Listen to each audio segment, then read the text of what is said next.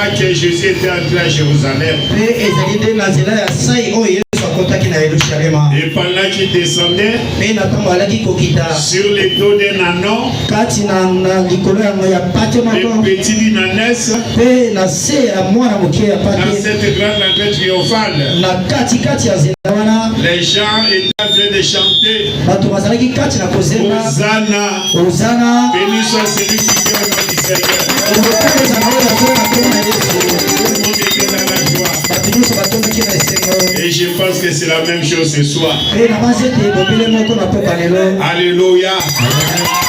Nous allons utiliser nos têtes pour la prière.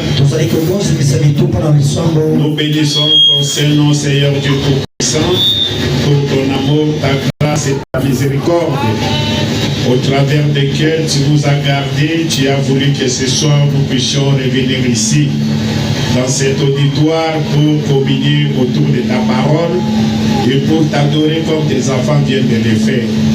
Reçois leur adoration. Amen. Que cela se sente comme un parfait de bonne odeur à tes narines. Répands tes riches bénédictions sur chaque adorateur. Que les malades soient guéris, que les captifs soient délivrés, que les rétrogrades soient ramenés, que les faibles soient fortifiés, et que Seigneur, ceux qui n'avaient pas les Saint-Esprit reçoivent les Saint-Esprit. Il y a d'autres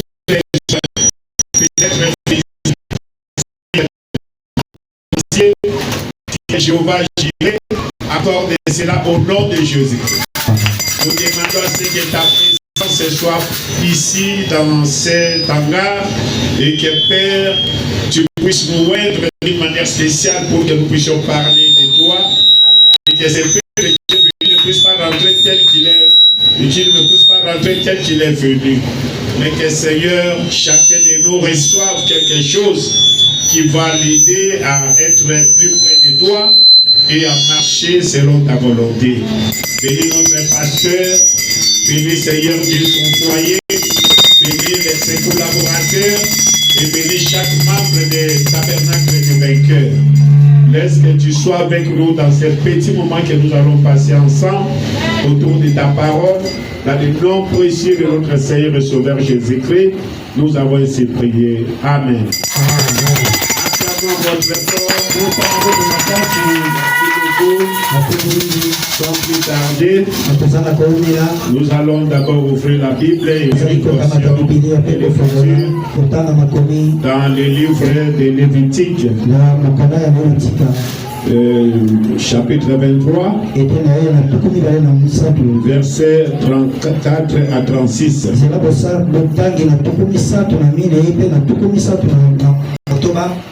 C'est Dieu qui dit à Moïse, il dit, parle aux enfants d'Israël et dit, il dit à Moïse, parle aux enfants d'Israël et dit, le 15e jour de ce 7e mois,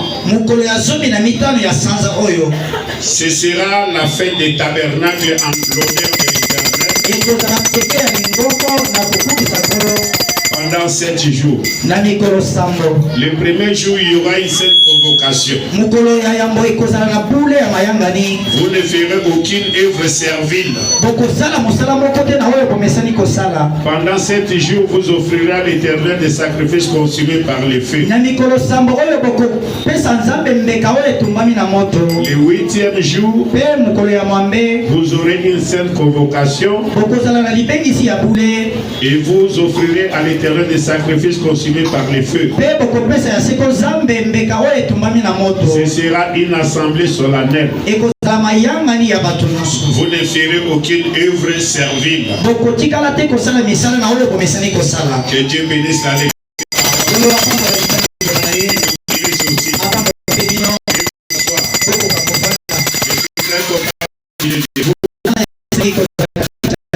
Et surtout de venir encore dans cette œuvre qu'a commencé mon jeune frère, votre pasteur.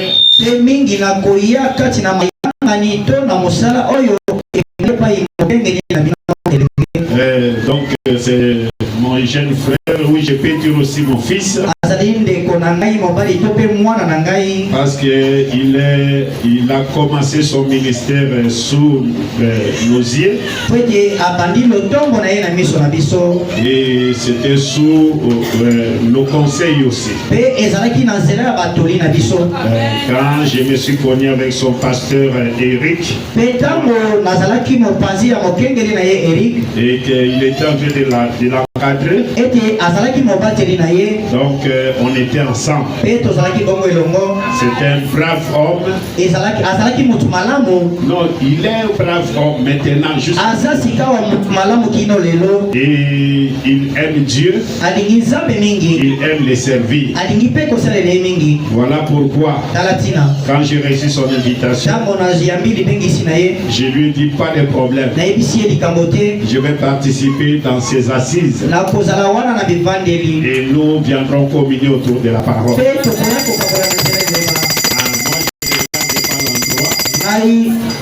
Je ne regarde pas l'environnement. Moi je prêche dans les grandes églises. Comme dans les pays, là où un petit troupeau s'est rassemblé. Moi, quand je vois une œuvre comme ça, je vois aussi comment moi aussi j'ai commencé. Nous ne sommes pas de ceux qui ont divisé les églises. Déjà partir avec. Nous ne sommes pas des gens qui ont hérité des églises. On nous a laissé un bâtiment avec des fonds de gens. Mais nous sommes des gens qui ont commencé dans les néants.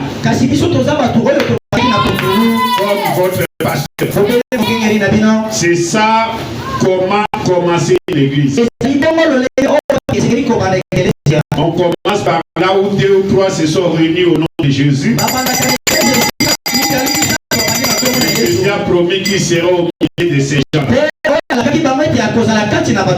Et je crois que c'est comme ça que le pasteur a commencé. Voilà pourquoi je confirme que cette œuvre est dans la parfaite volonté de Dieu. Et elle ira toujours de l'avant. Amen. Que Dieu vous bénisse. Vous avez ma main d'association. Nous allons soutenir jusqu'à ce que cette œuvre puisse devenir une grande référence pour l'épouse de Christ dans cette partie de la ville. Et chaque fois que je recevrai l'invitation du pasteur, chaque fois que je recevrai,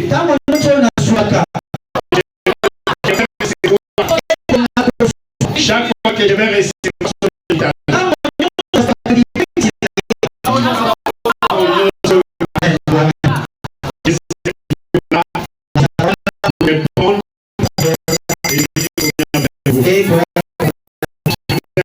invitation, soyez bénis. Alléluia. Amen. Allez de l'avant. De gloire en gloire. De puissance en puissance. De bénédiction en bénédiction. De baptême en baptême. Jusqu'à l'adoption. De vertu en vertu. Jusqu'à la pierre fêtière. Alléluia. Amen. Et que cette église devienne un atelier pour Dieu. Pour forger son épouse de Christ. Pour la tailler avec les matériaux de la parole. Pour que les gens, des fils et des filles de Dieu, puissent naître ici et devenir importants dans l'église, dans la société, dans la nation et partout pour représenter les royaumes de Dieu. Est-ce que vous croyez cela? Et cela vous soit Dieu. Au nom de Jésus-Christ. Amen. Ok, le pasteur nous a donné un grand devoir. Pourquoi? Parce que dans son invitation, il a mis des grands thèmes. La fête des tabernacles. Et il a parlé aussi de la réclamation de l'héritage. Amen. Amen. Et comme c'est un 4e anniversaire de l'église, je vous souhaite un joyeux anniversaire.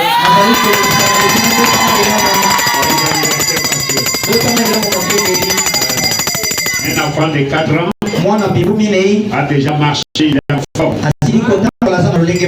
Et donc il est sur le point de commencer les études. Et il y en a qui sont déjà dans la maternelle. Ils savent déjà parler français. Ils savent déjà calculer. Ils savent déjà répéter des choses. Et cette église a déjà 4 ans. Donc ça prouve qu'elle a déjà grandi. Et le chiffre 4, c'est le chiffre de la délivrance. Amen. Lorsque les 3 Hébreux étaient jetés dans la fournaise ardente, Shadrach, Meshach et Abednego, il y avait une 4e personne.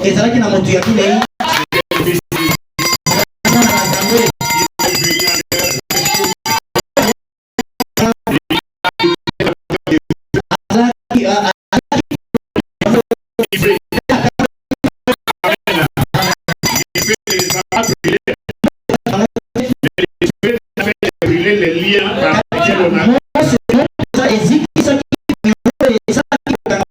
c'est pourquoi s'il y a des gens qui veulent lier cette église pour que cela ne progresse pas, pour que cela ne puisse pas grandir et aller de l'avant, la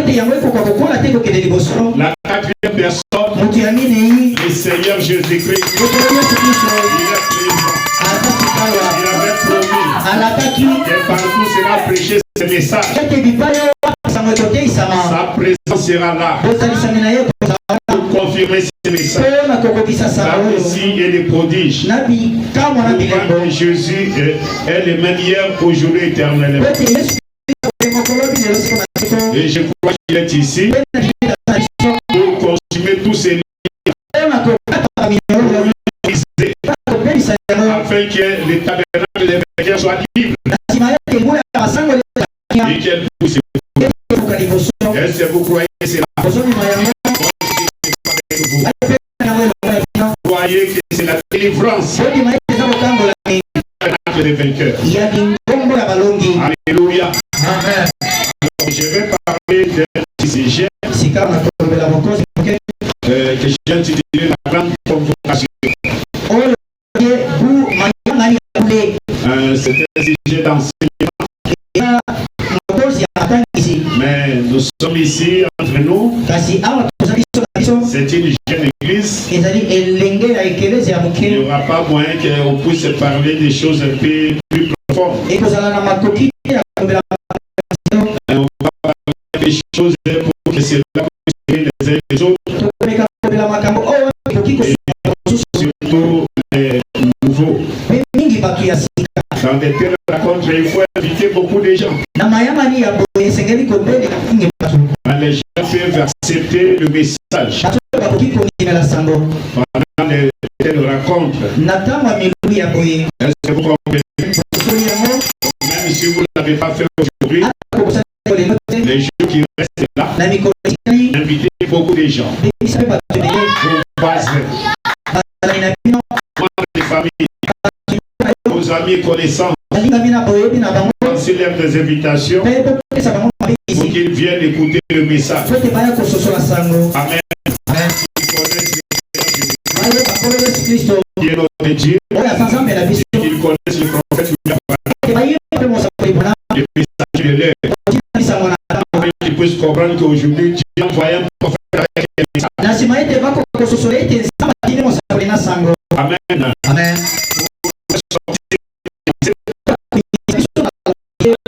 D'introduire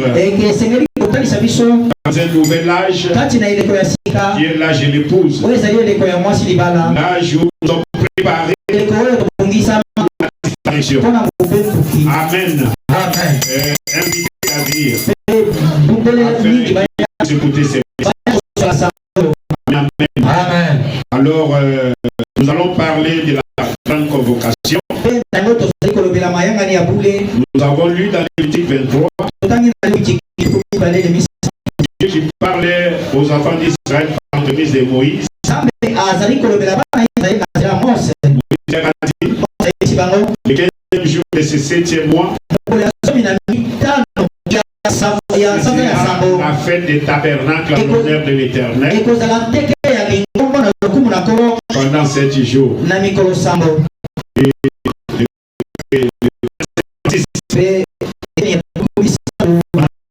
Vous offrirez à l'Éternel des sacrifices consumés par le feu. Le 8e jour, vous aurez une sainte convocation. Vous offrirez à l'Éternel des sacrifices consumés par les feux. Ce sera une assemblée solennelle. Vous ne ferez aucune œuvre servile. Donc il n'y aura pas de service comme dans l'esclavage. Ce sera une circonstance où les gens seront libres. Comme pendant l'année de juillet. Alors, je vais faire du prophète. Oui, parce que c'est lui la bouche autorisée. Vous aimez le prophète William Branham? Branham n'est pas notre Dieu. Nous n'adorons pas frère Branham. Il est notre précieux frère. Un serviteur, un prophète de Dieu qui est venu avec l'insigne du Seigneur. Amen. Son Dieu, c'est celui-là qui est notre Dieu. Il s'appelle le Seigneur. Amen. Et il est le même Dieu à l'exception de son corps physique. Et celui qui est là sur la tête du prophète. Cette colonne de feu que vous voyez, cette blanche là, c'est la même lumière qui avait conduit les enfants d'Israël dans le désert. Et pendant l'exode, c'est la même lumière que Paul a racontée sur les chemins de Damas. Et la voix est sortie de la lumière pour dire à Paul, c'est moi Jésus que tu persécutes. Et c'est cette lumière, cette même lumière qui est revenue pour nous apporter le message par l'entremise de son prophète William Branham, afin que nous puissions sortir aussi de ces mondes et des dénominations préparées par les messages en vue du départ de l'épouse au ciel. Donc voilà celui qui est notre Dieu. Il s'appelle le Seigneur Jésus. Amen. Alors n'ayez pas peur. Si vous nous voyez mettre ces photos là, c'est pas que nous les adorons. Nous les avons placés là pour nous servir de l'enseignement, pour vous aider à comprendre ce que nous vous enseignons. Et si nous avons placé cette photo que vous voyez, ce n'est pas à cause de l'homme William Branham. Non, si c'était seulement lui, on n'allait pas placer sa photo. Ça n'aurait servi à rien. Mais si nous avons placé cette photo, c'est à cause de cette lumière que vous voyez. l'ange du Seigneur.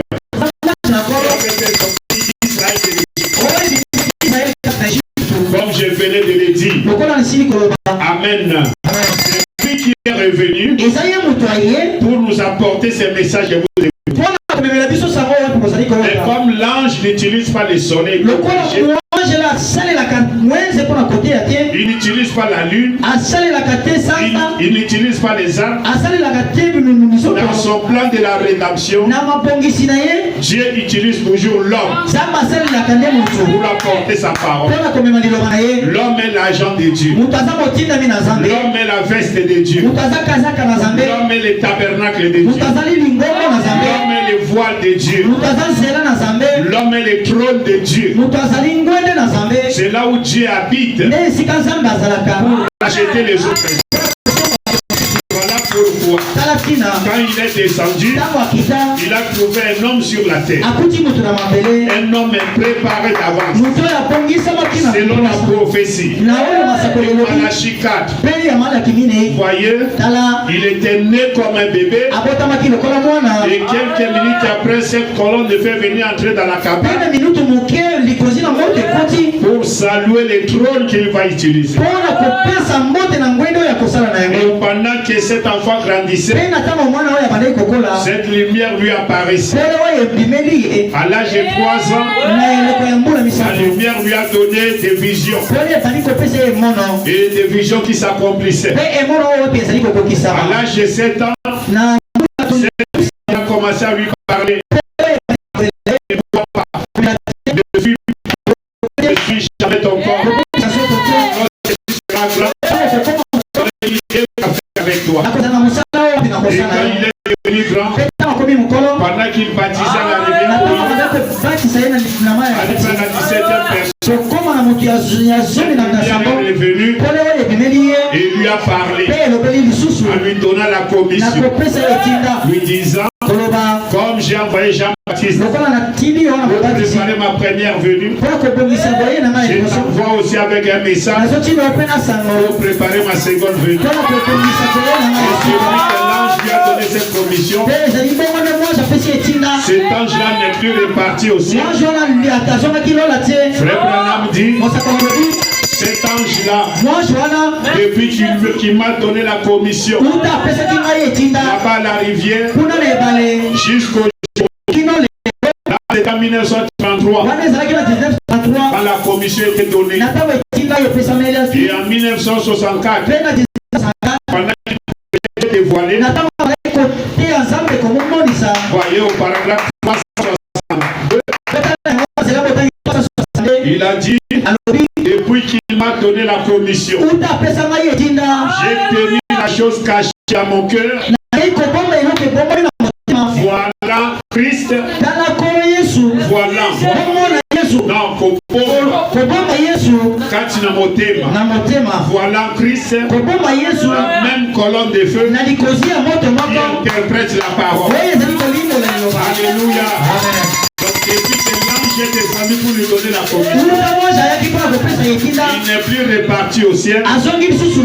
Il a été voilé dans son messager terrestre. Et le messager céleste, qui est Christ, la colonne de feu, a été voilé dans le messager terrestre. Voyez, pour nous apporter la parole. Alléluia. Au point que quelques années après, il a commencé à discerner les pensées des cœurs. Il a commencé à appeler les choses à l'existence. Il a commencé à arrêter la nature. Voyez la nature, les cours de la nature, comme la tempête des neiges, comme beaucoup de choses qui sont faites sur l'ordre de sa foi. Est-ce que vous comprenez? Cette colonne de feu que vous voyez sur la photo est avec nous ce soir. Parce que nous parlons du message qu'elle nous a apporté. Et son rôle, c'est d'être le garde du corps du message. Où le message est prêché, la colonne de feu est là. Partout le message est reçu, dans chaque cœur qui a reçu le message, la colonne de feu est là. D'accord,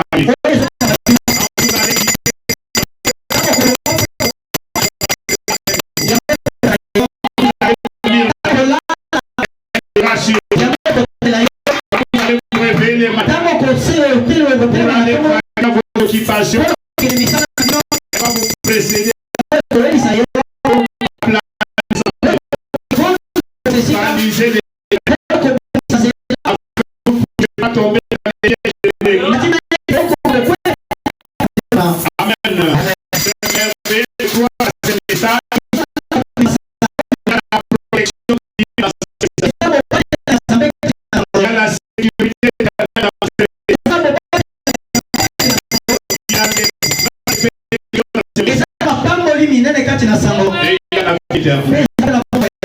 Alléluia.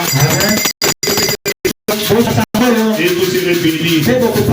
Vous allez prospérer à tous égards. Et vous aurez la vie éternelle. Amen. C'est pas pour rien que Dieu a envoyé son serviteur ici. Il y a beaucoup de quartiers à Kinshasa.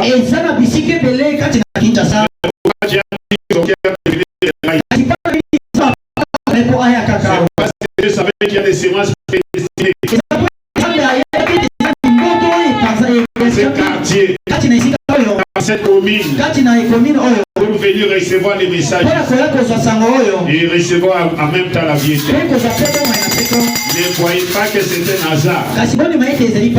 Ne prenez pas ça pour un hasard. Le fait que les pasteurs viennent commencer les voies ici. Il n'est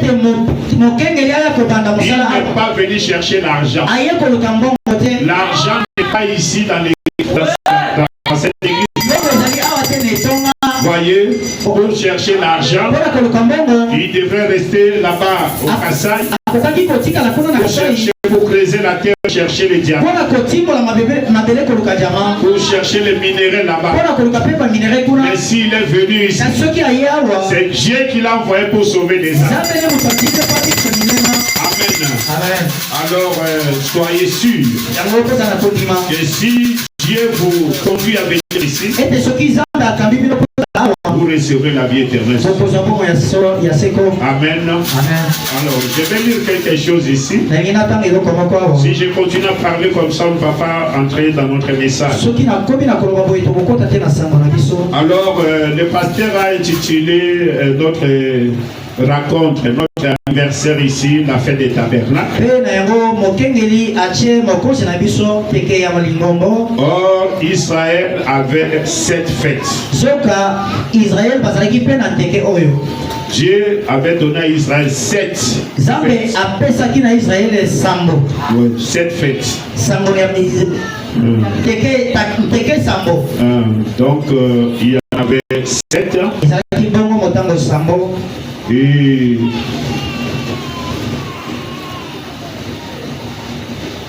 ok. Il y avait la fête des sabbats. Il y avait la fête des prémices. Il y avait la fête des Pâques. Il y avait la fête des pains sans levain. Il y avait beaucoup d'autres fêtes. Et la dernière fête parmi toutes, et c'était la fête des tabernacles. Et la fête des tabernacles elle-même durait aussi 7 jours. Amen. Donc, il célébrait cette fête-là en l'honneur de l'Éternel. Et ils avaient l'habitude aussi d'offrir à Dieu des sacrifices consumés par les feux. Et dans cette fête, le prophète dit que les 7 fêtes représentaient les 7 âges de l'Église.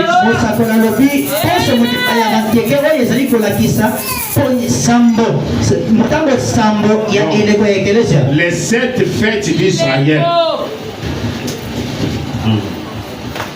Ok, merci. Les 7 fêtes d'Israël représentaient les 7 âges de l'Église. Et les 7 jours des fêtes des tabernacles représentaient aussi les 7 âges de l'Église. Est-ce que vous comprenez? Dans cette fête-là, ou dans ces fêtes-là, on faisait des rituels, des cérémonies, beaucoup de choses. Il y avait des sacrifices, il y avait des rituels religieux et beaucoup d'autres choses que les gens devraient obéir et se soumettre. Est-ce que vous comprenez? Et Dieu dit à Israël, après ces 7 jours-là de fête, il y aura un 8e jour et vous aurez une sainte convocation. Et dans cette fête, dans cette convocation, vous allez offrir à Dieu des sacrifices consumés par les feux. C'est pas une assemblée solennelle. Et vous ne ferez aucune servir. Donc il n'y aura plus de servitude. Il n'y aura plus d'esclavage. Amen. Alors, nous savons que nous avons Dieu avait créé le monde en 6 jours et les 7 jours et le suivant c'est le retour au premier jour. Amen. Donc le 8e jour, comme cela n'existe pas, c'est normalement le retour au premier jour. Et comme il y a 7 âges de l'Église, dans la Bible il n'y a que 7 âges de l'Église. L'âge d'Éphèse, de Spire, de Pergame, de Thyatire, de Sardes, de Philadelphie et de Laodicée. Laodicée c'est le dernier âge de l'Église. Amen. Quand on commence l'Éphèse jusqu'à Laodicée, là la fête des tabernacles est terminée. Amen. Maintenant, Dieu dit à Israël qu'après cette fête des tabernacles, le 8e jour, ça c'est une grande convocation. Amen. Une grande réunion. Voyez, et personne ne fera aucune œuvre servile. Voyez, maintenant, le 8e jour, parce que 7 c'est l'achèvement. Et le chiffre 8, selon la numérologie de Dieu, le chiffre 8 c'est le chiffre de l'éternité. Est-ce que vous comprenez?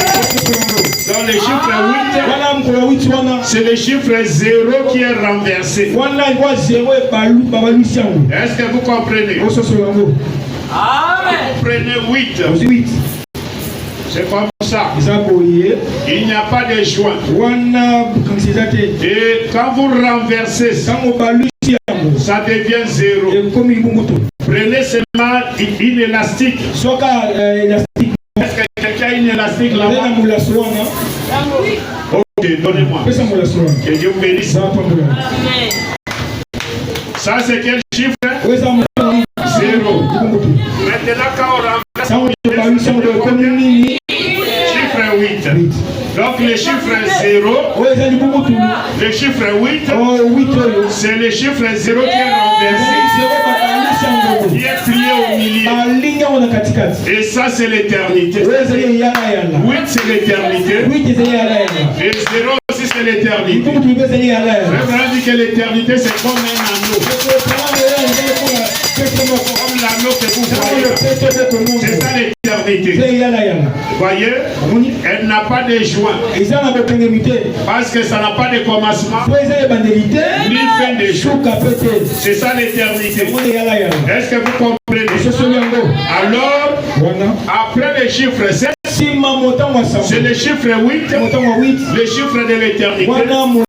Le retour à l'éternité. Alors, à ce moment-là, il n'y a plus de temps. On ne peut plus compter les temps. Parce que l'éternité n'a pas de temps. C'est à partir du commencement. Quand Moïse au commencement était... Au commencement, Dieu créa les cieux et la terre. C'est à partir de là qu'on a commencé à compter les temps. Et le temps prend fin le 7e jour. Et le 7e jour est représenté par le 7e âge de l'Église. Ou encore, si on prend les dispensations, le 7e jour est représenté par les milléniums. Parce que dans les milléniums, il y a du temps. Et c'est après les milléniums. Quand il y a jugement du blanc, et que les païens ou les pécheurs vont dans les temps de vie,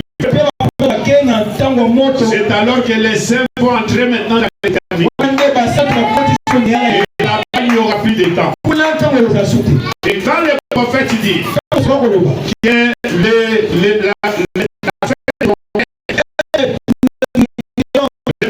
les âges de l'Église, donc c'est après les 7 âges de l'Église qui commence le 8e jour. Et le prophète dit, quand Christ descend dans Apocalypse 10, je ne vois pas la nuée ici. J'aime beaucoup la nuée. Parce que mon message se trouve dans la nuée.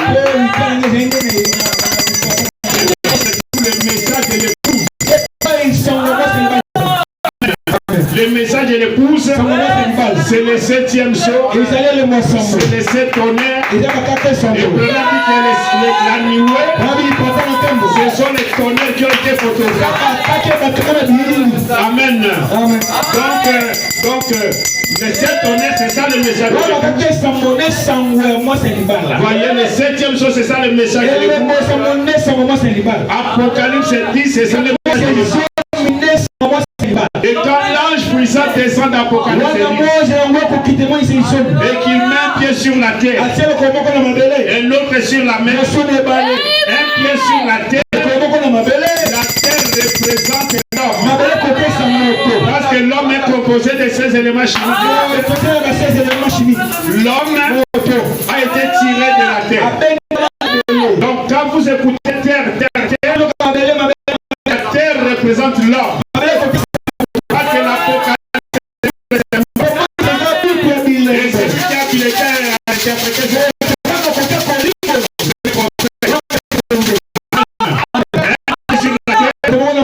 Signifie Dieu dans l'homme. Voyez, la mer représente la foule des gens. La mer représente les peuples. Donc l'Apocalypse dit, c'est Christ qui vient s'incarner au milieu de son peuple.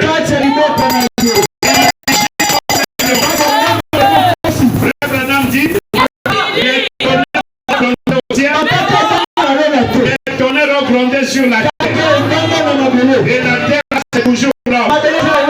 Voilà la terre sur laquelle les tonnerres ont grondé. Alléluia. Et quand ils grondent, la Bible dit qu'il n'y a plus de temps. Amen. Le temps est terminé. Voilà pourquoi dans les 7 le prophète dit que le 7e saut met fait à tout. Ça met fait à l'âge de l'église. Ça met fait à la terre. Ça met fait à tous les systèmes du monde. Voyez, et ça met aussi fait à l'âge de l'église. Et le 7e saut introduit le millénaire. Alléluia. Alléluia. Amen. Donc quand il pose le pied sur la terre, la Bible dit qu'il n'y a plus de temps. Or, vous allez remarquer que dans les milléniums, le millénium est encore l'élément du temps. Voilà pourquoi il y a 1000 ans. Un jour, 2 jours, une semaine, 2 semaines, un mois, 2 mois, une année, 3 ans, 5 ans, et si les suites sont là. Donc il y a du temps dans les milléniums. Est-ce que vous croyez que c'est la vérité? Maintenant, quand l'ange puissant descend, la Bible dit qu'il n'y a plus de temps. C'est-à-dire tous les 7 jours. Tous les 7 jours de fête. Les fêtes des tabernacles sont terminées. Et l'ange puissant introduit le 8e jour.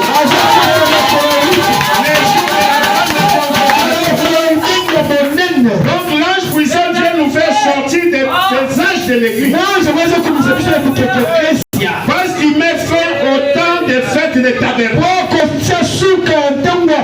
Nous ne sommes plus dans la fête des tabernacles.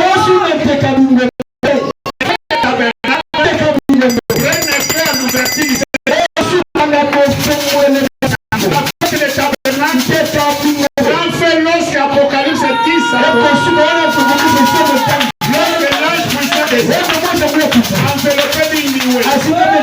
avec un petit livre dans sa main, les anges de l'église prennent le petit livre. Et maintenant il y a un 8e âge.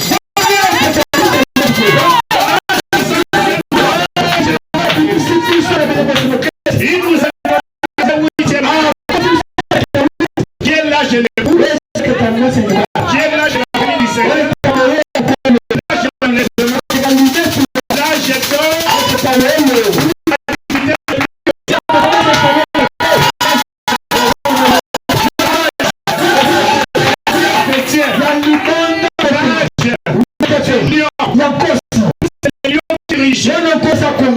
Et les lions représentent la seconde venue de Christ.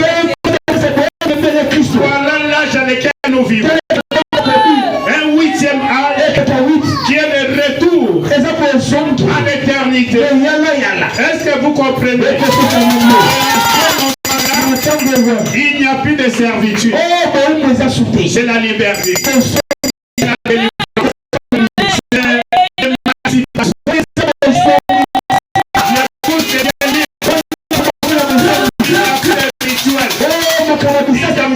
Position.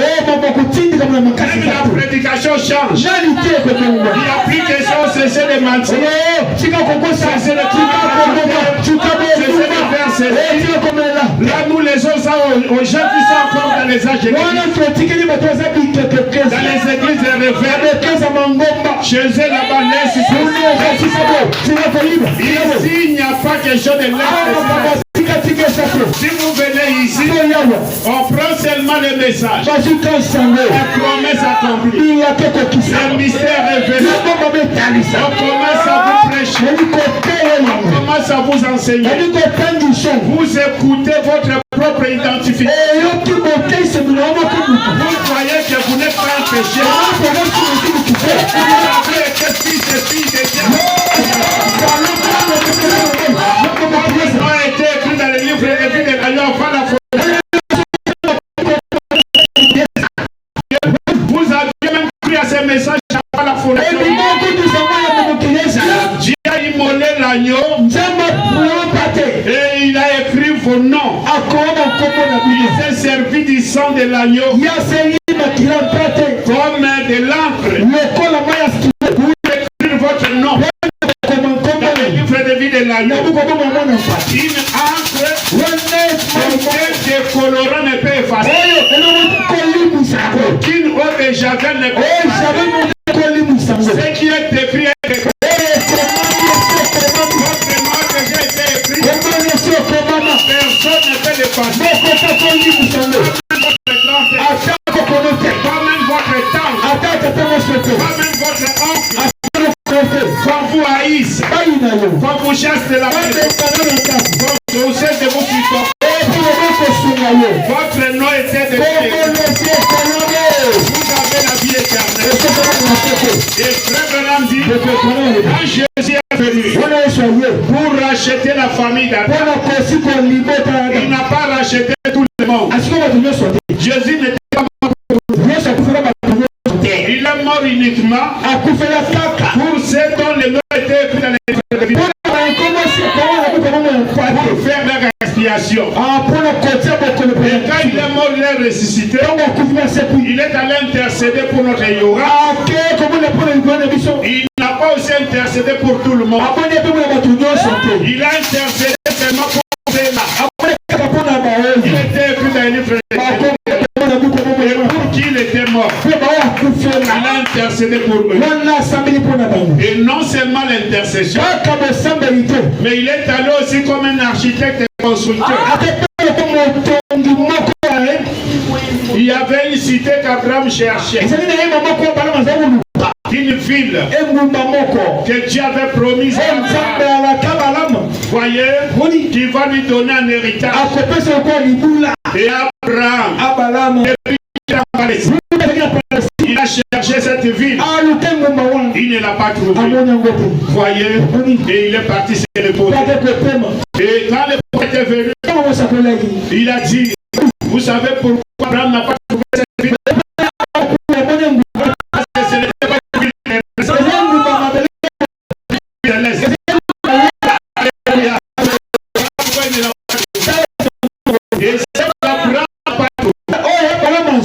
C'est ce que Dieu a montré à Jean dans l'île de Patmos.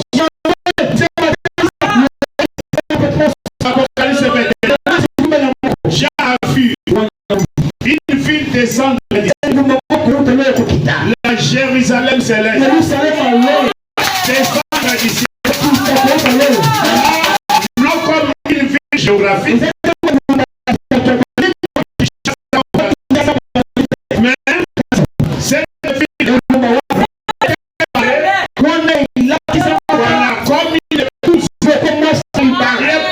son époux. Alléluia. Une ville mystérieuse. Une ville mystère. Au lieu de ça soit comme une ville géographique, c'est comme une épouse qui est parée pour son époux. Descendre d'ici. Voilà la raison pour laquelle je voulais que la nuée soit là.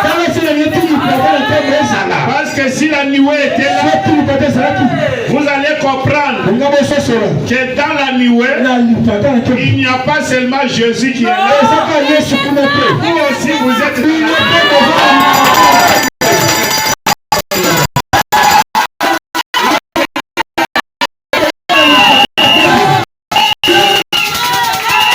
Ce n'est plus seulement la venue du Seigneur, c'est aussi votre venue. C'est la venue de l'épouse.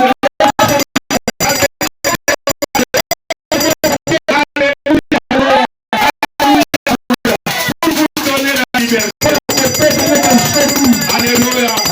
Afin que vous deveniez la parole. Dans l'âge de l'épouse, l'âge de l'épouse est différent de tous les âges. Voyez, nous croyons aux dons spirituels. Parce que les dons aident l'église à avancer. Les dons dénoncent les péchés. Pour que l'église soit purifiée et que les grandes choses puissent s'accomplir, que les gens soient bénis, que les gens puissent aller de l'avant, les célibataires puissent que les gens qu'il n'y ait pas de stériles et qu'il y ait des bénédictions. Est-ce que c'est la vérité? Quand il n'y a pas de péché, les malades seront guéris. Voyez, la puissance de Dieu sera dans l'église. Nous croyons à ça. Seulement qu'avec Apocalypse, c'est une dose plus grande. Frère Branham dit, la venue des anges, c'est le couronnement.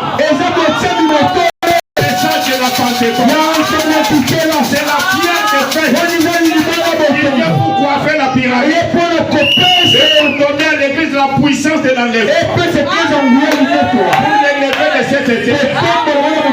Est-ce que vous croyez cela? Voilà pourquoi avant de mais parce que le message de l'épouse, ce n'est pas les dons spirituels. Le message de l'épouse, c'est la venue du Seigneur. C'est la descente de Théophile. Le septième jour, c'est le septonner. Dieu est dans l'ombre. Alléluia. C'est manifestant lui-même. Et lorsque vous croyez à ça, c'est la preuve que vous avez les êtres. Lorsque vous croyez à ça, vous recevez votre expiation. Expiation de vos péchés. Est-ce que vous croyez à ça? Alléluia. Parce que le péché, c'est l'incrédulité. Mais si vous croyez à ces choses que je dis, c'est qu'il n'y a aucun péché. Voyez? Parce qu'un péché, c'est un incrédule. Mais qui ne croit pas à ce que nous prêchons ici? C'est que vous êtes tous des saints. Vous êtes des fils et des filles de Dieu. Il n'y a aucun péché sur vous. Amen, c'est la vérité. Branham dit, un chrétien ne commet pas un péché, mais commet des erreurs. Vous n'êtes pas des pécheurs, mais vous pouvez commettre des erreurs. Mais lorsque vous attendez la parole, vous venez vous repentir, vous mettez en ordre, Dieu prend vos erreurs là, et les jette dans la mer de l'eau. Et les sangs, vous purifie. Et qu'est-ce que le sang de Dieu? Ce n'est pas ce que les dénominations ont. Le sang de Dieu. Le sang de Dieu. Descendez. Déversez-vous. Le sang là n'est pas un sang chimique. Même le sang qui était tombé sur le mont avait séché là-bas. C'était une petite quantité. Personne au monde n'a encore ce sang. Même le peuple de Rome n'a pas ce sang.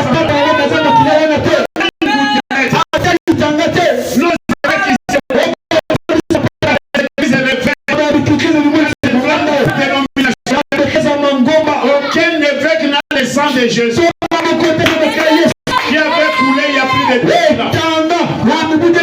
Pourquoi? Parce que le sang changeait de forme.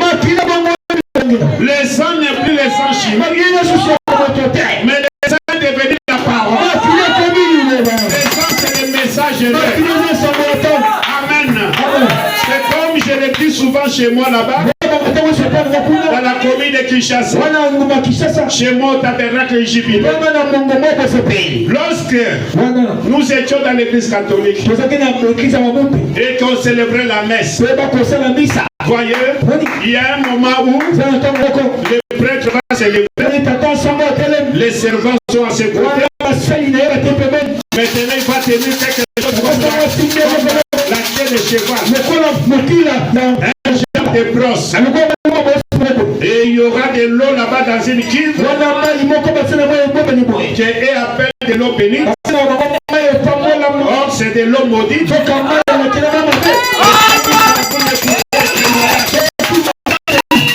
On fabrique cette eau. Vous ne voudrez même pas que cela vous trouve. Mais quand vous étiez là-bas dans l'ignorance, le prêtre s'élevait avec cette cuve là-bas qui était surmontée d'une chaîne. On venait comme ça, on trempait la brosse et le prêtre était en train de jeter. Il trempe la brosse dans la cuve, il jette comme ça, il jette sur les gens, il trempe, il jette, il va parcourir toute l'église. Et quand on était encore là, même si tu étais au point de vue, tu feras tout pour que ça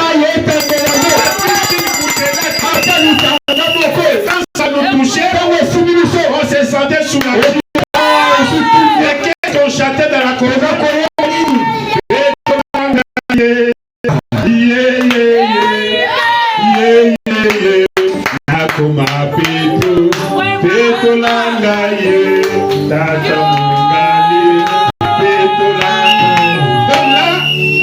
C'est comme les sacrificateurs de l'Ancien Testament qui purifiaient les gens avec de l'eau de séparation.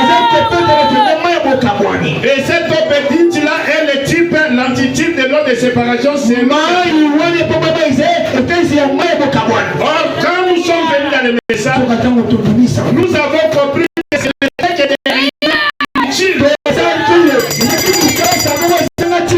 l'eau là nous touche. Mais nous ne pouvons pas changer dans nos faits. Nous continuons à boire de l'alcool.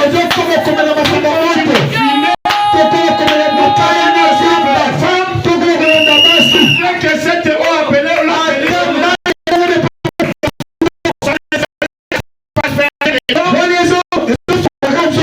lesquels n'étaient pas touchés. Pas changé. Est-ce que c'est la vérité?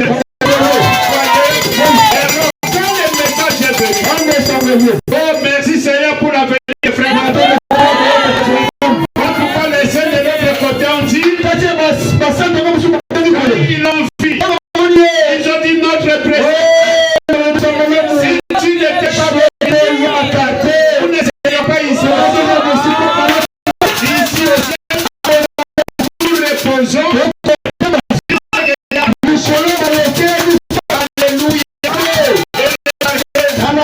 Pendant qu'ils se réjouissaient là, la vie de William Branham, ce n'était qu'avant l'ouverture de ces les années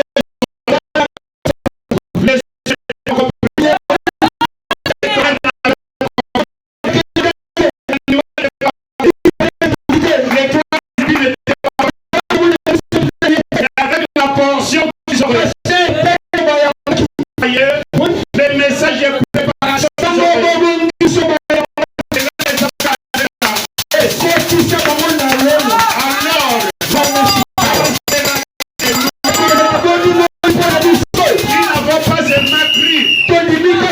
Aux petites choses, au message de préparation, nous avons pris à toute la parole jusqu'au troisième film. La couverture de choses. Nous avons écouté la voix de ton Père. Nous avons écouté tous les mystères. Pourquoi ne pas entrer au ciel? Si et avec la portion, quand sera-t-il de nous qui avons vous avez déjà la vie éternelle. N'attendez pas la vie éternelle là-bas. Vous l'avez déjà reçue. Lorsque vous êtes chez vous, ma soeur, en train de piler les pots, croyez qu'en vous il y a la vie. Lorsque mon frère vous roulez sur dans votre voiture, sachez que vous avez en vous la vie. Lorsque vous allez au beach ou au port pour acheter les marchandises, des vivres que vous allez vendre au marché, peut-être que vous êtes assis à peine. Ne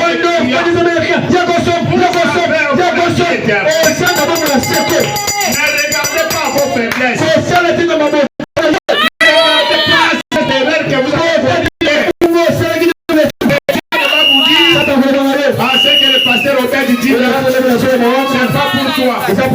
C'est pour votre sœur qui avait fui il y a longtemps et qui était baptisé il y a longtemps. C'est pas pour toi. Viens pas de l'erreur que tu avais commis. Le mensonge que tu avais fait. La chose que tu avais fait. Ça n'a pas fait encore une semaine. Oublie ça. Pas pour toi. Dis seulement au diable. Arrière de moi ça. Peu importe ce que vous avez fait. Même ce que vous avez fait ce matin. Si vous croyez au mystère que nous prêchons,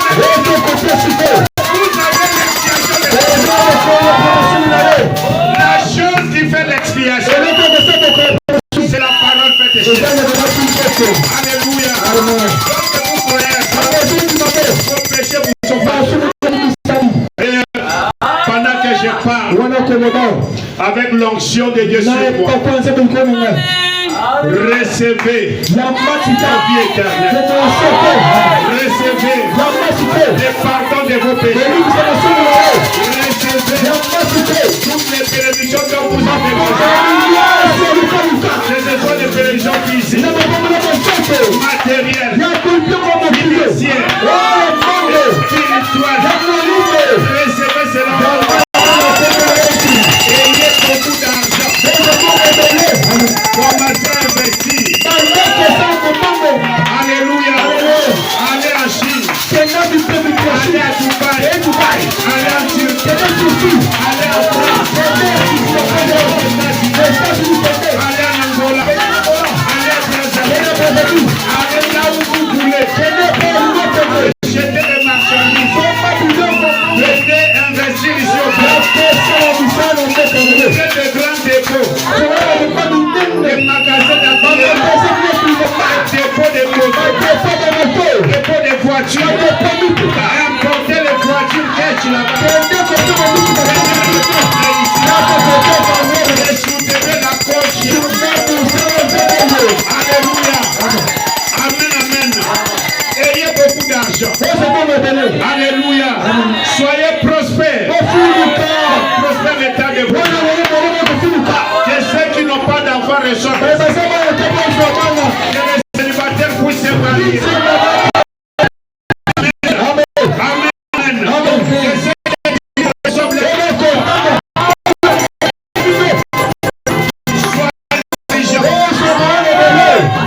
recevez vos diplômes. Que les chômeurs puissent trouver des bons emplois avec un salaire décent. Afin d'acheter une parcelle pour les tabernacles de vainqueurs. Alléluia. Et supporter l'homme de Dieu. Achetez-lui une voiture. Construisez le tabernacle. Après, construisez aussi la maison de Alléluia. Si les pasteurs est satisfait, l'église sera satisfaite. Lorsque vous allez prier, demandez à Dieu, Seigneur, bénis-moi. Donne-moi l'argent. Donne-moi un bon boulot. Avec une rémunération. Et je te servirai. Je soutiendrai ta cause. Je soutiendrai ton service. Je vais prendre cette église en charge. Je vais commencer à payer les loyers. Je puisse acheter une parcelle pour les. Si vous promettez cela, Dieu vous bénira. C'est vrai que je vais vous livrer. Les frères disent, Seigneur Dieu béni, comme j'avais béni John Jarret. Vous savez ce que John Jarret, les sacrifices qu'il avait fait. C'est difficile de les faire aujourd'hui. Mais je ne vais pas tout dire. Je vais prendre seulement un extrait. John Jarret, lorsqu'il est venu chez Frère Branham, il a dit Frère Branham, j'aime beaucoup les enfants. Mais j'ai prié. Je suis venu pour que tu pries pour moi. Pour que Dieu me donne une bonne femme. Avec elle, que je puisse avoir des enfants. Parce que j'aime beaucoup les enfants. J'ai exaucé la prière du frère Branham. Et Dieu lui a donné une bonne femme. Branham dit c'était une petite sainte.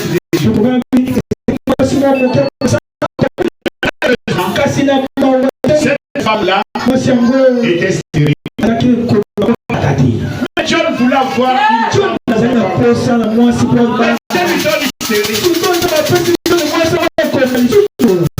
il est revenu chez Frère Branham. Et Dieu a rendu cette femme féconde. Et ils ont commencé à avoir des enfants. Et il a demandé encore. Frère Branham, Je veux que tu demandes à Dieu de me bénir. Qu'il me donne de l'argent. Et je les servirai.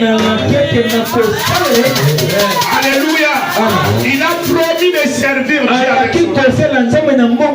Et comme Dieu aime qu'on puisse lui promettre, voyez, il a répondu à la prière. Il a béni John Jarrett. Lui qui est un casseur de biens. Lui est un vendeur de pommes. Il est devenu un multimillionnaire. Un jour, il est revenu chez Frère Branham. Il a dit, Frère Branham, Dieu m'a tellement béni que je ne sais pas ce que je vais faire avec cet argent. Et vous savez combien il a commencé à contribuer pour les Frère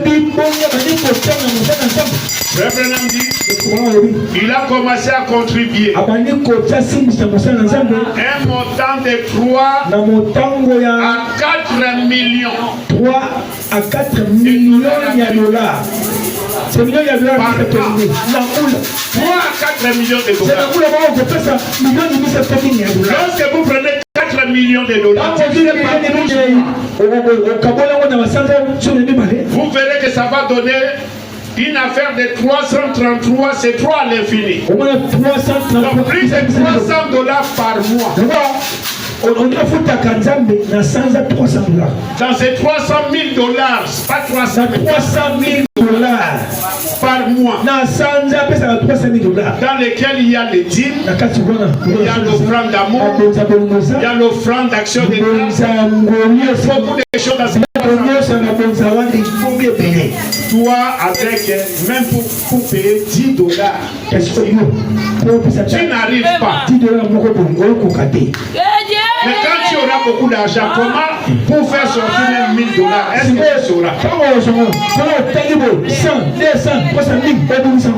Si 10 dollars tu n'arrives pas à payer, Dieu t'a béni avec 100 dollars. Dieu t'a béni avec 100. Pour soutirer 10 dollars, venir. Tu commences à gratter la tête. J'ai beaucoup de choses. J'ai beaucoup de choses. Non, je vais utiliser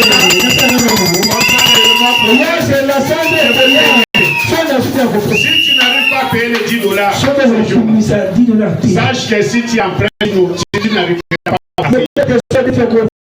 Parce que les problèmes ne vont pas finir. Les besoins ne vont pas finir. Est-ce que vous comprenez? Si Dieu te bénit, enlève d'abord ta dîme. Et le reste, Dieu même va s'en occuper. Il est Jéhovah Jireh. Est-ce que vous comprenez? Alors, Dieu a béni John Jarrett. Il a commencé à contribuer plus de 300 000 dollars par an. Amen. Donc John a réalisé la promesse qu'il avait donnée à Dieu. Que si Dieu le bénit, il va le servir avec son argent. Et il y a une autre citation. Pour vous qui êtes malades, vous avez dépensé beaucoup d'argent chez les médecins, chez les praticiens. Tu n'es toujours pas guéri. Frère Branham dit, voulez-vous que je vous dévoile ces mystères? Je pense qu'il y a des maladies ici. Amen, amen. Le prophète dit, si tu veux que Dieu te guérisse, promets à Dieu que si tu te guéris, tu vas le servir. Amen. Tu ne manqueras plus au renom de prière. Même sous la pluie, tu viens. Même sous un soleil accablant, tu viens. Même si les autres ne viennent pas, toi tu viens. Même s'il faut que les pasteurs puissent te prêcher toi seul. Là où deux, ou trois, ils sont venus à mon Amen. J'ai dit André. Si on organise un veille de prière et que les autres dorment à la maison, et que s'il y a 3 personnes, je serai parmi les 3. Je ne manquerai pas. ma santé à Dieu, ma force à Dieu, mon intelligence à Dieu. Je vais marcher pour l'évangile. Si Dieu appelle les pasteurs à aller prêcher quelque part, je vais l'accompagner pour soutenir son message avec mes amis, mes alléluia. Alléluia. Fais ça à Dieu. Seigneur, je te servirai avec l'argent que tu m'as donné, avec les salaires que tu vas me donner, avec les bénéfices que tu vas me donner. Je vais soutenir ta cause. Je vais soutenir ton serviteur. Je vais acheter les instruments de l'église. Je vais acheter des nouvelles chaises. Je vais acheter des cantiques. Je vais acheter ma Bible. Je vais acheter aussi des Bibles pour mes enfants. Je te servirai. Je prierai plusieurs fois par jour. Je lirai ma Bible chaque jour. Au moins un chapitre par jour. Amen. Je prierai pour mon pasteur. Je prierai pour ceux qui travaillent avec. Je prierai pour chaque membre de l'église. Je vais donner ma vie à toi, Seigneur. Je vais aller chercher les âmes pour qu'ils viennent écouter les messages. Si tu promets ça, que tu vas les servir, après t'avoir guéri, tu vas voir la main de Dieu. Même ce soir, est-ce que tu crois que je tu ne rentreras pas malade? Tu ne rentreras pas malade. Si tu as besoin d'un travail, Dieu te donnera le travail. Mais promets à Dieu que tu vas les servir avec ton salaire. Tu vas prélever la dîme de ton salaire. Tu vas contribuer pour le paiement du loyer. Tu vas soutenir cette œuvre avec tous les besoins qu'il y a ici. Promets cela à Dieu. Le chômage va finir là. Tu auras un travail. Alléluia. Amen. Alléluia. Amen. Si tu as besoin du mariage, dis Seigneur, je vais te servir dans mon mariage. Je serai fidèle à mon époux. Je vais les servir. Je vais prendre soin de mes enfants. Je vais les élever dans la voie du Seigneur. Alléluia. Et je vais leur montrer le chemin de l'église. Dieu te bénira.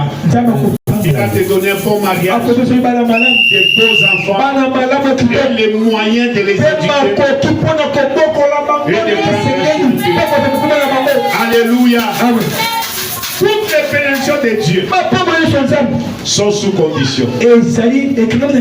La seule chose que Dieu te donne gratuitement, c'est la vie éternelle. Sur base de ta foi. Mais les autres bénédictions sont sous condition. Tu dois faire quelque chose. Dieu aussi réagir à ça. La veille de Sarepta a donné à Élie les gâteaux et de l'eau. C'est alors que les signes de Seigneur est sorti. Le miracle s'est produit dans les vases d'huile, dans les pots de farine. Il y a une multiplication. Pendant que partout les gens mouraient. Même les animaux mouraient. Mais la femme et son fils ont été gardés en vie jusqu'à ce que la sécheresse. La femme Dynamite a construit la maison pour l'église. C'est alors que les signes les Seigneur sont sortis. Et ces foyers qui étaient sans enfants, ils ont reçu un garçon dans leur foyer. Même quand les garçons étaient morts, Élisée est revenu. L'enfant était ressuscité. Amen. Et eux qui ont commencé. Sarah a préparé, voyez, le pain de maïs et la viande du veau. Elle a servi Elohim. Elohim a mangé. C'est alors que le signe et Isaac était venu jusqu'à la stérilité est partie. Alléluia. Lazare, ce sont ses frères, ses sœurs, Marthe et Marie, qui prenaient soin de Jésus. Ce sont elles qui préparaient pour Jésus. Ce sont elles qui s'occupaient de lui. Jésus était un pasteur célibataire. Vous savez que Jésus était un pasteur célibataire qui habitait, qui n'avait même pas de maison. Pas même un studio. Pas même une église locale comme ça. Il prêchait sur les montagnes, sur les rives, dans les rues. Un pasteur qui était sans attente. Pas même un studio. Il a dit les oiseaux ont l'air nus, les renards ont l'air tanières, mais le fils de l'homme, le pasteur Jésus, maintenant un endroit, un pasteur sans voiture. À ce moment-là, les gens roulaient sur les chars. C'était ça la voiture de Jésus. Mais pour répondre à l'invitation de Simon le les gens allaient sur leur char. Mais lui, il est allé à pied. La poussière lui est remontée sur les pieds. Comme Jésus avait mais arrivé là-bas, au lieu qu'on puisse lui laver les pieds, personne ne lui a lavé les pieds. On l'a méprisé. Mais il y avait une femme. Toujours des femmes, hein? La veille de s'arrêter une fois. Synamite, une femme. Sarah, une femme. Cette femme pécheresse est venue lui laver les pieds. Elle a parfumé avec un parfum de grand prix. Elle n'a pas manqué de récompense. Jésus lui a dit tes nombreux péchés sont pardonnés. Alléluia. Elle a reçu la récompense. Et Marthe, c'est grâce au service qu'elle rendait à Jésus. Voyez que leur frère Lazare était. Est-ce que vous comprenez? En ces derniers jours, il y a eu aussi une femme, Hattie White. Le prophète dit il est entré dans la maison des grands hommes, des rois, des potentats. Mais quand il arrive, c'est Hattie White, cette pauvre femme qui vivait avec quelques plates-bandes et maternelles qu'elle plantait. Et lorsqu'elle cueillait pour le vendre, et qu'elle puisse, quand elle faisait son épargne, elle ne recevait qu'un revenu de $20 par mois. Mais le prophète Branham avait l'habitude d'aller chez elle. Et quand il arrivait, cette femme l'accueillait. Il préparait ses légumes. Et ce jour-là, il est parti avec ses diacres. La femme, ça attire, tu lui as servi. Passé à manger. Pendant qu'il mangeait,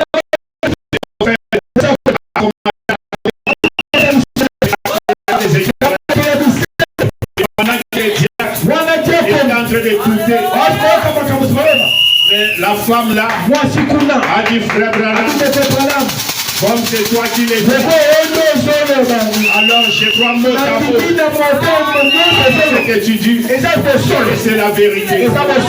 Et sa déclaration a réjoui le cœur du Saint-Esprit. L'onction est descendue. Et Dieu va dire à frère Branham, dis à cette femme, demandez ce qu'elle est. Et frère Branham a dit à Hattie, demande ce que tu veux. Et Hattie est agi. Elle ne savait pas quoi demander. Elle a commencé à lui demander. Tu veux la maison de la jeune fille.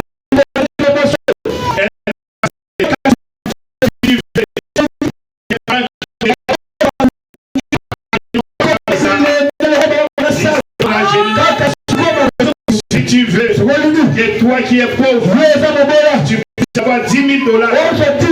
Le prophète lui a cité même le montant d'argent qu'elle pourrait demander. Cela va apparaître par la parole. Alléluia. Et Ati a commencé à penser, je peux demander la guérison de la jambe de ma soeur. Mais à quoi bon être guéri si l'âme n'est pas sauvée? Je peux demander le rajeunissement. Mais après, Abraham et Sarah étaient rajeunis. Ils avaient encore vieilli. Mais j'ai pas l'argent. Quand je partirai, mais mes enfants, ils sont devenus, ils ne sont pas encore sauvés. Je vais les saluer de mes enfants.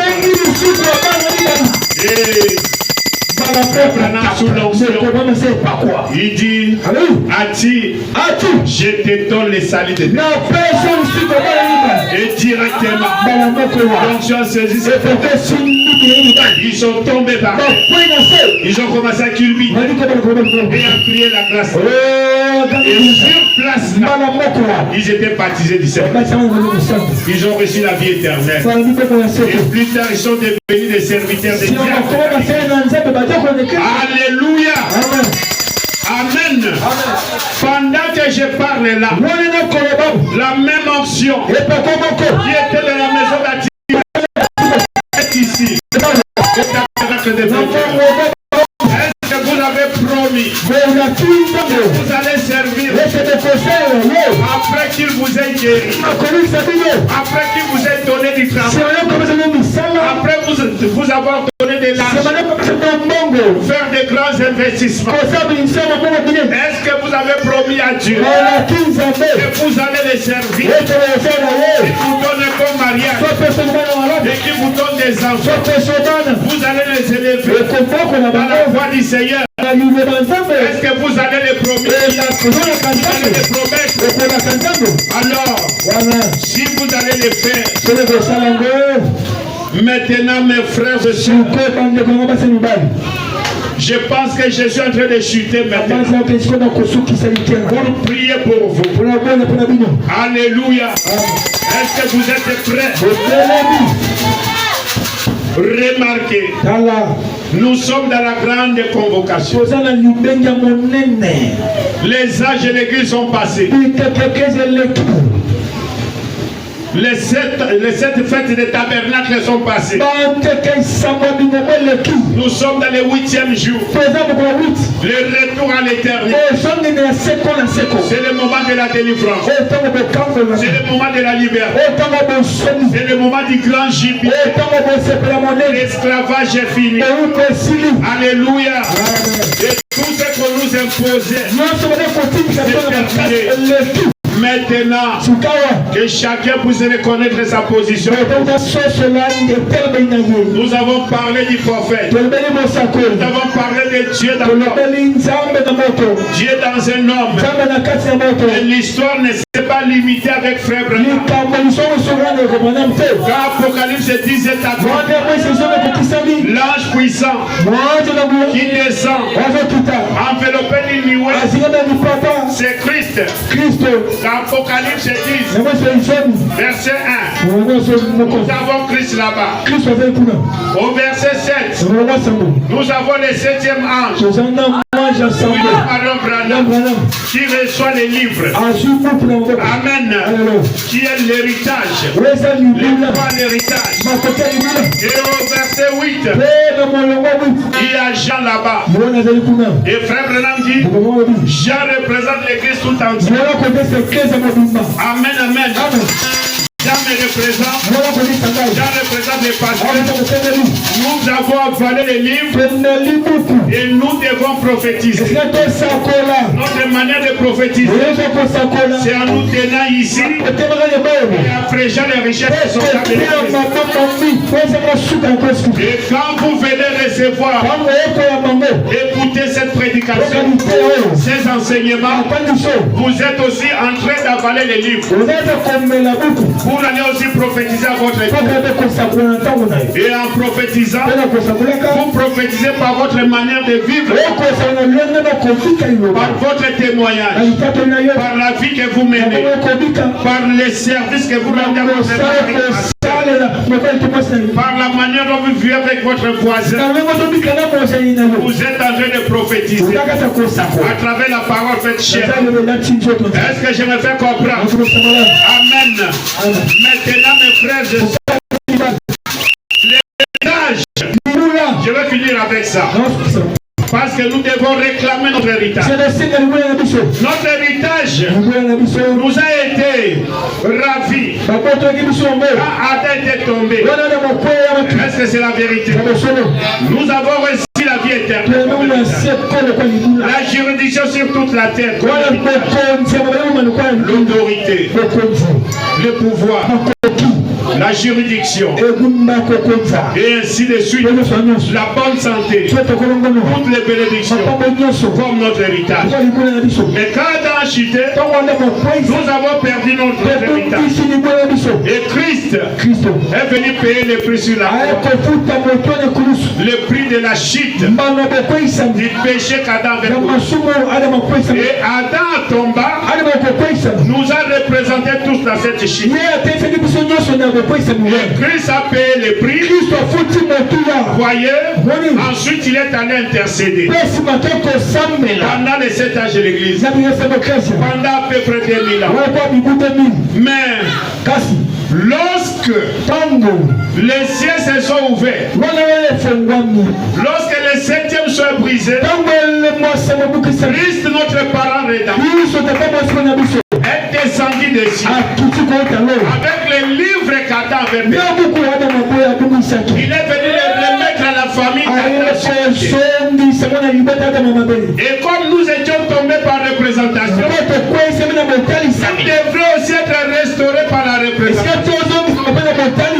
Quand Adam était tombé, ce n'était pas toi, ce n'était pas moi, c'était lui.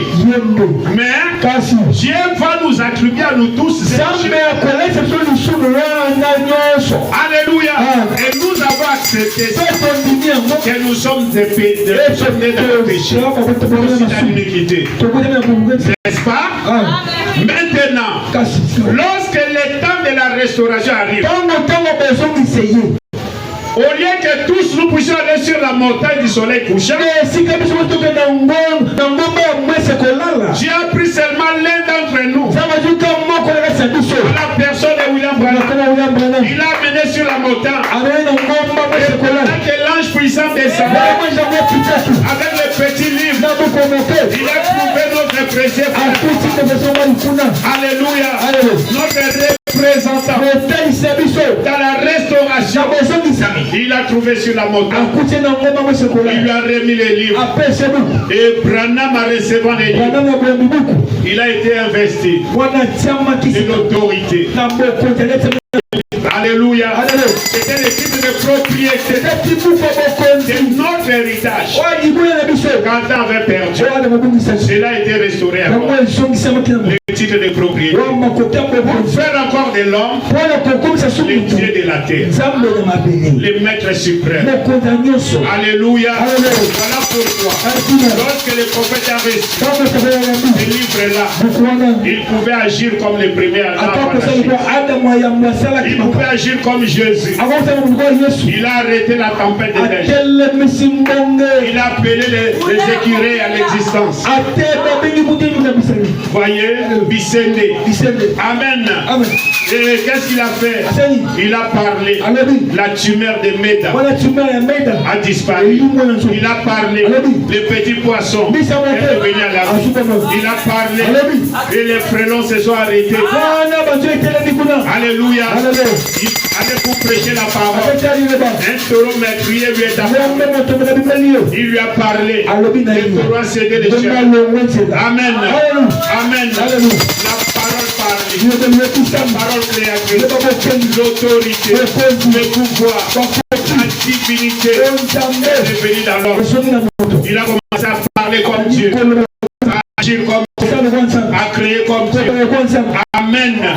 Et maintenant, l'héritage que nous avions perdu nous a été restauré.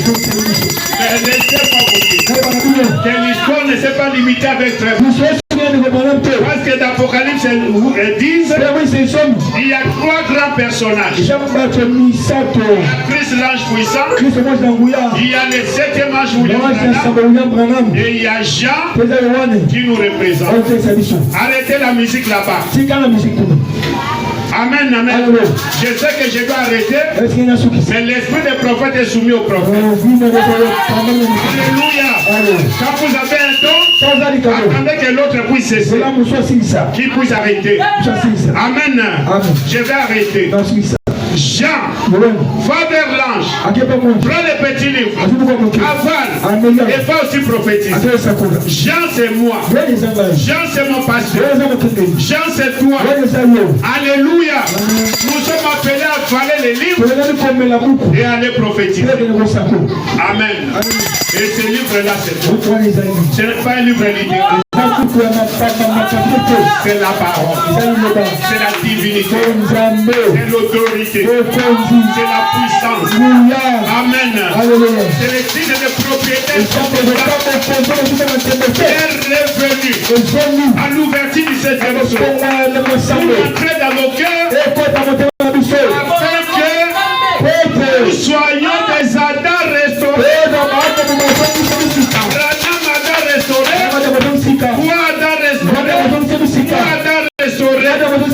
Nous sommes la famille des Adams. Nous devons maintenant nous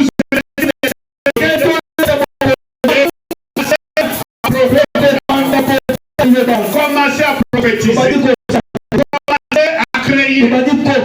Alléluia. Et quand nous avalons les livres, nous avons la juridiction sur la terre. Notre héritage nous revient. Nous n'avons pas réclamé l'héritage par la force. L'héritage nous a été prédestiné.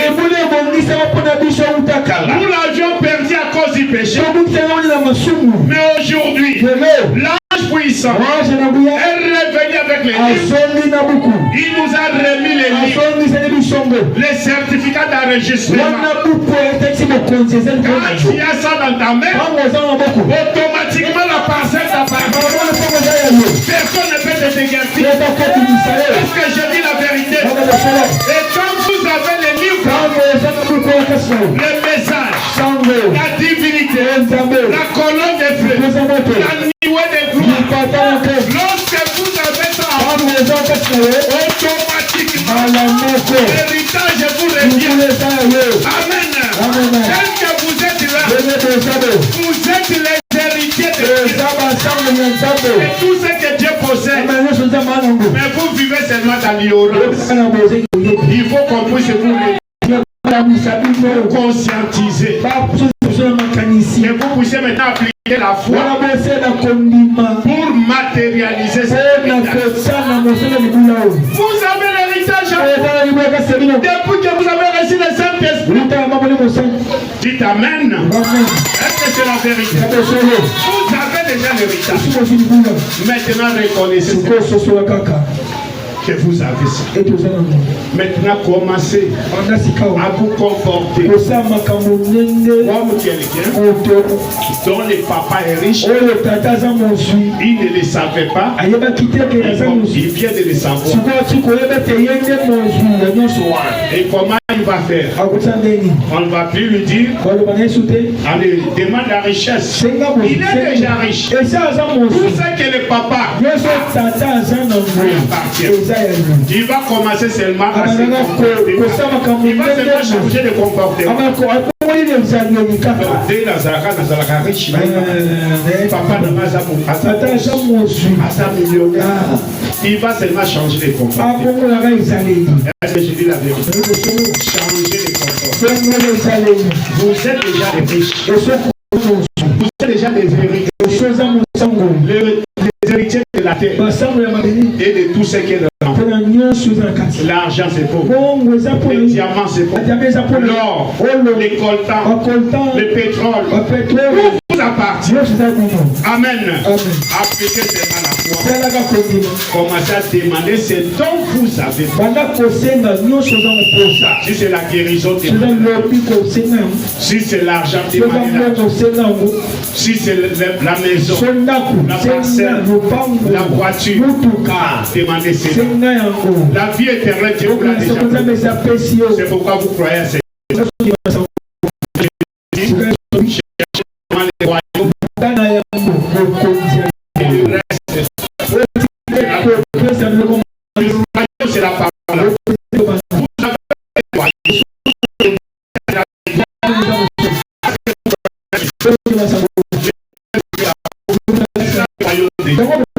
Maintenant le reste qui est là, c'est votre église. C'est de l'argent. C'est du mariage. C'est du travail. C'est la maison. Les voitures. Les diplômes. Les voyages. Les grands investissements. C'est ce qui vous reste. Est-ce que j'ai dit la vérité? Et commencez à réclamer. Que Dieu vous bénisse.